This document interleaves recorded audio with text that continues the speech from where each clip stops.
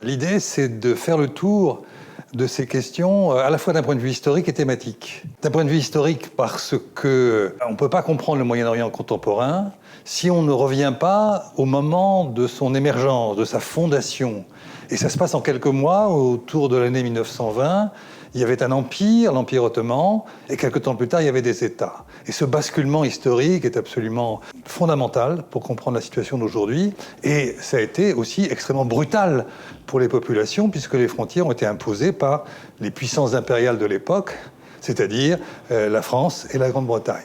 Et sur le plan thématique, on va donc prendre quelques exemples et on va faire des zooms sur tel ou tel point. Par exemple, pour prendre l'actualité, il y a eu un accord entre le Liban et Israël sur la frontière maritime, et donc on va étudier ça de près. Et puis, par exemple, on va prendre la ville de Jérusalem et voir en quoi on peut imaginer, dans un avenir sans doute incertain, des frontières qui permettraient que Jérusalem soit partagée entre un État d'Israël et l'État palestinien. On ira aussi en Irak, voir comment, par exemple, s'est fait le vilayet de Mossoul, qui a donné, au fond, plus tard, le Kurdistan irakien qu'on connaît aujourd'hui. Bref, à la fois sur un plan historique et sur un plan thématique, on voudrait en 5 heures aborder toutes ces questions.